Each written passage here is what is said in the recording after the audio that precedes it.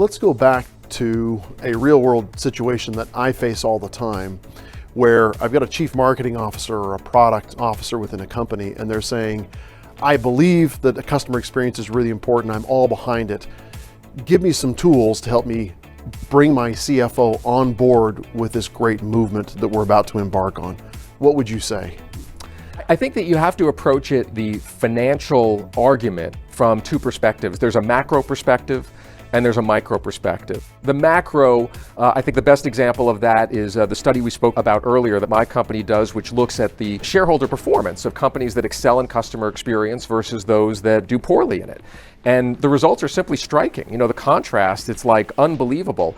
The companies that lead outperform those that lag by an over 3-to-1 ratio over 13 years. That's how much data we've got.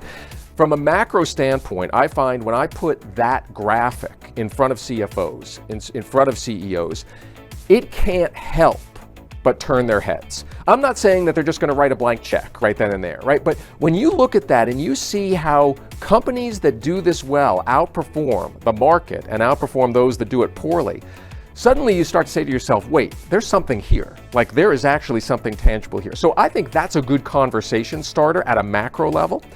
And then at a micro level, I think the key is to start to look at the specific levers that really drive that economic calculus. The notion that customers that love you are going to drive greater revenue because they're going to stick around longer, they're going to entertain ideas for other products and services from you, so you're going to get greater wallet share, they're going to be less price sensitive, they are going to refer others to you. So you've got all of those revenue components, which you can start to quantify within your organization by, for example, looking at what are the sources of new business? Are they coming from referrals? What is the average lifetime spend of customers that love us versus those that are just kind of neutral on us? Those are ways that you can quantify that. And then, of course, there's the expense component, which is the idea that customers that don't love you are going to complain more. And every time they complain, they create stress in your operating infrastructure, and that drives expense.